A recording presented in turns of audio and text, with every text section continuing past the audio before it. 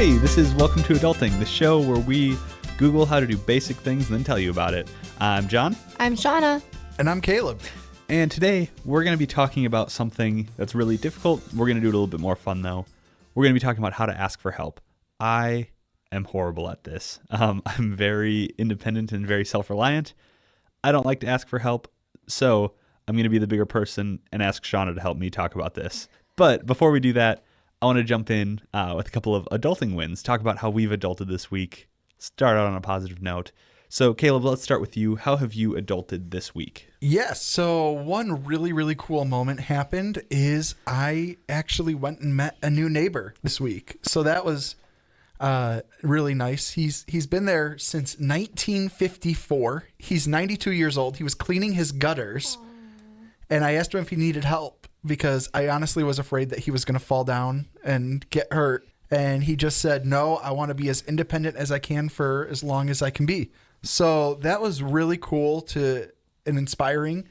His name was Russ, and I told him about the podcast. I don't know if he knows what a podcast is, but we'll see if he'll listen. Two things. One, I love explaining podcasts to old people. I was trying to explain what it was to my grandma the other day, and she just kind of smiled and nodded, and I could tell she had no idea what we were talking about. Two, I feel like Russ might need to listen to this episode about asking for help because there's no shame in getting help cleaning your gutters. But that's awesome. I don't know my neighbors. I've had a couple of like small interactions with them, mostly positive, really nice people, but I just don't know them and I want to get to know them. But yeah, how do you do that if you live like in an apartment? You know, if you're across the street, guys cleaning his neighbors, it's one thing. Pancake party. just buy a big thing of Bisquick and just say you have pancakes and invite people over. A lot of them seem to be like more middle-aged though. So they it's still weird. like pancakes. That's true, I guess. Yeah, but we also live in a time where it's like weird if someone says hi to you. So if someone's like, hey, come into my apartment and have some pancakes. I've got pancakes. I swear they're good. That actually is so true. I mean, there are so many times when Chris is like, can you go and talk to this person, like, and ask them what the rules are for the city? And I'm just like, I'm going to go online instead. I'm not going to go over there. So I need to do what you did. I just need to find a good way to do it because pancake party might not be the way to do it, but I do want to meet my neighbors. So good for you. Good job. Thanks. Shawna, what have you been doing? It has been a difficult adulting week. I don't have a whole lot to share. One thing I did do, I went and bought white paint. So, backstory. Our landlord decided he wants to put the house on the market this summer, which is kind of terrifying and exciting because, yay, excited for them, new journey. But we planned on moving out in the spring. So if he does sell it this summer, we're kind of like, oh, what are we going to do? But so I went and bought white paint, and I am touching up all the trim on the inside for him and then repainting the deck and everything outside. So it's busy. Wow. That's an adulting win. That's yeah. It You said there's not enough adulting. Sorry, I don't know anything more to say than Painting. wow. Like I'm so sick of it already, but I'm trying to keep the fact that it's helping him. But I'm done. Like Or other idea, since you need to be there till spring, you said? Well, I would like to be. Well, just go slow. do a really bad job. Or like paint like get red paint and paint like red rum all over the walls and stuff. Like just go like real crazy. This is terrible advice, people. Do Pretend the not house listen. is haunted. Just pretend the house is haunted. Like go straight up like all work, no play makes Shawna. Like, Oh my gosh. go crazy. Make it look like have just like string attached to random pieces of paper all over a wall and just make it look like you're crazy. No one will want to move in there. You'll get to stay in the house for a long time. Guaranteed I'm not to get sorry. your security deposit back at all. But were you going to anyways? Let's be honest. You've got 3 kids. I will. Yeah, So, I will. well, you're doing better than me, and I don't even have kids. So. How about you, John? How did you adult? We talked about how it's not fun to talk to people. I called my landlord this week and I let him know my garbage disposal has been broken for like a month and I haven't called him about it, and I finally actually did it. So they're going to be coming sometime pretty soon to fix my garbage disposal. But it was that thing where like it's been so long and I need to just do it. So I finally did it. So yeah, I'm proud of myself. See, it's a great thing to have something fixed, but I'm the kind of person that doesn't like to wait around for someone to have to come in, and then they're in my house, and then I feel like I have to make small conversation. So I'm kind of the person that's like, just let it stay broken. For me, it was more the idea that I waited so long that it kind of became that thing like if you don't know someone's name and it gets more and more awkward to ask someone's name, like it got more and more awkward to say, oh, my garbage disposal is broken and it's been broken for a month, you know? Because I should have called a long time ago and I didn't. And now it's just, gah. Now, did you let food still go down while the garbage disposal was broken? Oh, yeah, of course. It's just full of banana peels and eggshell. No, I'm kidding. No, I put one of those little like mesh catcher things in there to catch any gross food that would be going down it. No, I'm not a monster. I'm just I was going to say, shy. it would stink. Yeah, that's gross. But I called him. They're coming to fix it. So, yeah, another benefit of renting, you don't have to fix your own garbage disposal. Someone else can do it for you. So I have a rental confession, not in the place I'm currently in. It was in Kentucky. I washed a pillow, and while I was washing it on the spin cycle, it broke open and the fluff got everywhere. So naturally, when it like drained, the fluff got pulled into places it shouldn't have gone, and I didn't realize. So I called the landlord. He came to fix it. I said it was broken. I didn't really tell him what I did because he didn't ask. So I'm like, yeah, just please fix it. And he goes out and he's like, oh man, a mouse must have gotten in there and made a nest or something because there was fluff everywhere. And I was like, oh, that's interesting. I was afraid to tell him the truth. Can I ask? I'm admitting it now. I'm sorry. Can I ask a really serious question? Yes. Are you supposed to wash your pillows? Because I only ever wash my pillowcase. That's new to Is me. that actually something you're supposed to do? I only ever do the pillowcase. Am I supposed to do the Are you talking itself? about pillowcase or pillows? We need to have a poll because I wash my pillows. Because that's the point of a pillowcase, is so you don't have to Like, wash do you put them in pillow. the washer and dryer, or Yeah. I mean, you have to be careful because some of them so they don't will get open all up like and clumped up. destroy. But This is This is a amazing. couch pillow. you know what? My wife might be don't doing this, think and this is I a don't thing. even know. I should ask her, and if she does, I need to thank her a million times. To be fair, Just be careful. I don't think I washed my comforter at all in college. So that was more just stupid college guy not knowing what to do. So if I'm supposed to be washing my pillow, that would not be a surprise to me. But If you don't wash it, you're supposed to buy a new pillow like at least every 2 years. that sounds like something the pillow industry is, a lie that they've been propagating. Like, who says my pillows are fine? It's mostly Oh, dead my skin, but goodness. it's fine. Wow, there's a YouTube video on how to wash pillows. Well, there's YouTube videos on how to do all sorts of horrible things, but that doesn't mean There's a 14-step picture guide on how to wash pillows. It's like a wiki how on how to wash Wow, you pillows. use laundry detergent and everything. Yeah. And then you fluff it up in the dryer and it gets big again. I don't believe this. This sounds like some pillow But propaganda. the cheap I'm gonna ones try that you this. buy, we'll look at your tag first because the cheap ones you buy that you fluff, like that has the fluff in it, will come back out like clumps. Okay. It's not a pillow anymore. Okay.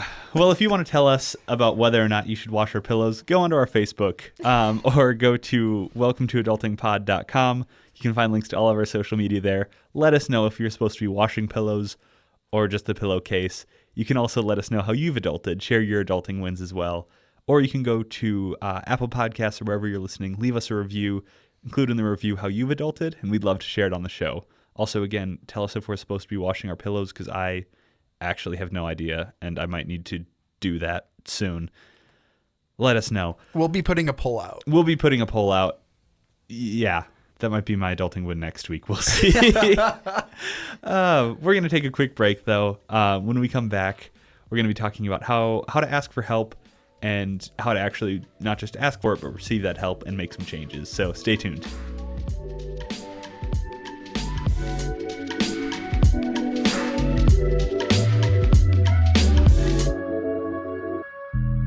Hey, it's Caleb from Welcome to Adulting. We want to give a big thank you to the Family Radio Network for believing that the adulting life is better done together. Visit thefamily.net to find great music, articles to help us do life better together. And as always, you can listen to your favorite podcast. Welcome to Adulting.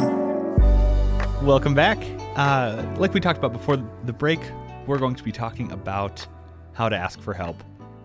Guys, I'm going to be real with you. These last couple weeks, I have been really busy, really stressed, but I just kind of keep taking more stuff on. So I'd love to figure out how to ask for help. I'm really bad at that. So Shawna, I'm going to kind of push this conversation over to you. How do I ask for help, especially when I don't necessarily know what I need help with? Does that question make sense? Right. So everyone struggles with this, asking for help, and it's because we want to be independent. So before we start, why don't you want to ask for help? I think for me, one of the biggest reasons I struggle asking for help is because I want to think I can do it. And in my mind, if I admit I can't do it, then that's the same as basically saying, I'm incapable. Not quite I'm a failure, but somewhere kind of close to there. And in my mind, everyone else is doing it. So why, everyone else is able to do, X, Y, Z. So why can't I do that as well? So I don't think I should have to, but I do most of the time. Absolutely agree with that. It's definitely a pride thing for me, where asking for help means that I am incapable of whatever has to be done. So even if it means that it takes me longer and possibly having to do it over and over again, for some reason I feel more accomplished doing that than asking for help and getting it done right the first time. And I think that's weird because growing up, there were all sorts of things where we constantly were having to ask for help. And so it's not like this isn't something that we've been trained to do. Like throughout school, I always had to ask for help for stuff. I had tutors in different classes before. I was asking for help with sports and with all these other things. And so it was something that we're okay doing as kids, but all of a sudden as adults, there's this weird switch where, at least personally, I felt there was this weird switch where it went from totally fine to ask for help to now I got to do it on my own. Do you remember what age that was or when that flipped? Probably around college, because I think it was the switch of now you're on your own, now you have to deal with it, that I kind of, in my head, took the switch to, oh, okay, mom and dad aren't here anymore. I've got to be responsible. I've got to do this. And that somehow translated to I've got to do this all on my own. Yeah, so I don't know about you guys, but that was kind of the same situation for me. Once I hit college is when I got really bad about asking for help. But those years were also the most stressful for me. So was that similar? For me, no. It actually was kind of earlier. So okay. I really struggled with asking for help in high school and all of that and just trying to figure things out. But for college, I paid for college on my own. And so for that added an incentive hey, I need to pass this. How do I do this? I need help. I'm struggling with this. So that was really easy. And then when it got after college, though, I've kind of found myself struggling again in all of that as well, in asking for help, whether it be in marriage or even at work. Sometimes I find myself struggling because I've been in this profession long enough. And sometimes it's just why don't I know this? And it's hard. And I think another thing, again, talking personally, one thing that I struggle with in asking for help is a lot of times that I need to ask for help, not because I can't do something, but because I have so much other things to do. So more of I need to kind of delegate tasks, give some people different stuff to do because I have so much on my plate. But in my mind, it takes so much more time to tell someone what they need to do, help them along with it, that I would rather just do it myself. And so it's kind of getting over that mindset and actually doing that I struggle with as well. Yeah, but then do you truly enjoy the time you're putting forth towards all of your tasks? Oh, no, it's horrible. Yeah. And it's this is me admitting that that's the wrong frame of mind, but that's just what I immediately go to. So that's wrong. Don't do what I do, but that's what I do. And that's kind of why I think about it that way. And it's funny because it wasn't until very recent that I learned to ask for help. For some reason, having that third kid and having not enough arms, I've learned to ask for help. I take pride in being like a great mom. I want to do everything right. Obviously, that's not realistic because we weren't designed that way, but that's kind of like my goal. So when I realized that I just needed a break as a mom and I had to ask for help from my mother-in-law or my mom, that was really difficult to admit that I needed their hand in this. And so, but when I finally did, I realized I'm a better mom when I get those breaks, and I'm a better mom when I accept help. Yeah, and as someone who doesn't have kids, I've felt something kind of similar where when I am either like really stressed or overwhelmed, not even like a specific thing, but I like to kind of bottle all of that up inside and just kind of try to power through. But it's more even just telling people that I need emotional help or prayer or support or someone to talk to about things. Even that can be really difficult for me. So even if I don't need help with a specific thing, I need just kind of general personal well-being help.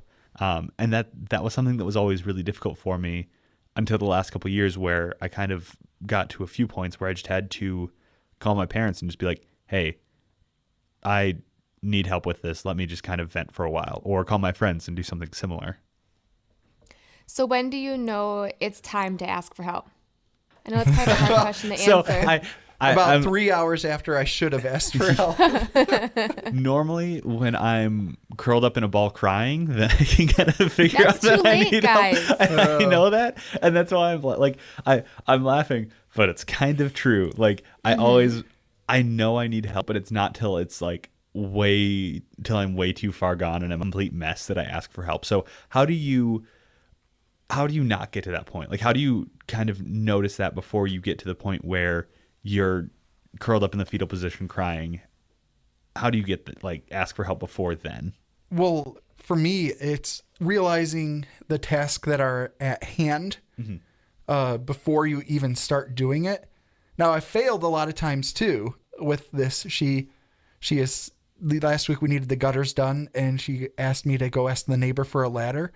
I went to the store and bought a ladder instead of going to the neighbor. And I'm deathly afraid of heights, and I'm going up to the roof, and here I am standing there. And that's when I got to the point where I had to ask for help because I was afraid of walking on the roof.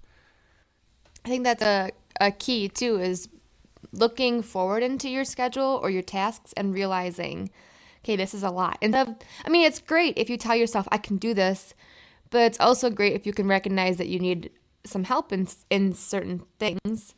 The other question I had for you is, who do you ask? That's something else that I struggle with, is I tend to have the same people that I ask for help. So then I feel like, okay, I can't ask them again.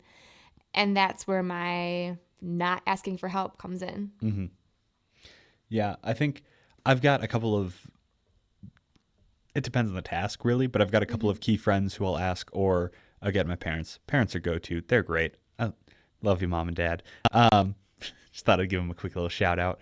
But yeah, I do the same thing where it's like, okay, well, I just talked to them about this last week, so I can't do this again this week. But, again, looking at it personally, if someone is consistently asking me for help, like, I'm going to be there to help them. And so I always need to kind of remind myself of, it's the same thing with other people. They want to be there for me as well, just like I want to be there for them. So remembering that other people feel the same way and want to do the same thing for you. Yeah, I don't know about you guys, but I feel the best when I'm helping someone and it's a selfless act. Like, I don't expect anything in return.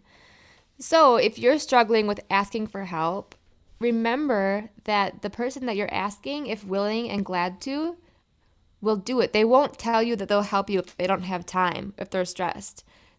You need to be vocal about that. But to let them kind of, I guess, bless you is the term I can think of. Mm-hmm. So as we kind of start to wrap up this conversation and kind of start to come to an end of talking about how to ask for help, what are you going to do next time that you guys need help? Next time that you kind of identify, hey, I need help. How are you going to go about doing that? Or how are you going to identify that you need help sooner? I think for me, I need to first off vent about what I'm struggling with and explain why. And then just gently ask for a little bit of help. and just to start that conversation. But the only way you're ever going to be able to start the tasks of asking for help is to recognize it early enough. Yeah, and I would even recognize who has the strengths in your community to help you with certain things. There are certain people that I would ask to help with a project around the house. There are certain people I would not. But those are the same people, though, if I need prayer or if I'm struggling with, I'll go to them first. And I think I kind of want to reiterate a little bit what you said, Shawna, of even just having someone to vent to about stuff. Because a lot of things that I deal with, it's not even that I can't do it, it's that I get so overwhelmed and start to tell myself I can't do it and start to think that it's too much for me. So it's even just being able to vent and kind of shift that mindset is really helpful. I had a time the other day where there was something that I was feeling really stressed, really overwhelmed, and I thought I wasn't doing well in a lot of different stuff here at work. And then I kind of had a conversation with someone where I was basically saying, man, I feel like I need help. I haven't been doing this well. I haven't been doing this well. And they basically turned to me and said, no, you're doing great. You did fine. Like, here are all the things that you did well. You're doing a good job.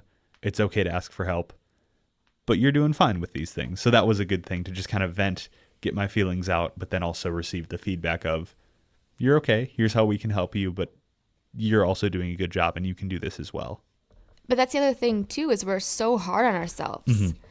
And that's a great, like you said, it's a great thing to do, is vent through and talk just to hear that you're doing well. But then also asking for help in those times, hearing that you're doing well kind of makes you not feel so bad when you ask for help. So as we're kind of coming to an end, I feel like I need to ask for help for wrapping this up. What would you guys say? Last comment. How about we go with you, Shawna? How would you kind of wrap this whole thing up? I'm gonna throw it over to you for some help on this. Yeah. So just remember that asking for help does not make you a failure.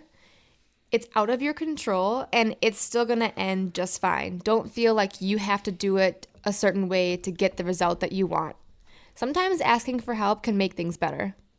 Awesome. As we kind of come to an end here, if you have something that you would like help with, or if you have a question or any sort of topic or anything that you'd like us to talk about, let us know.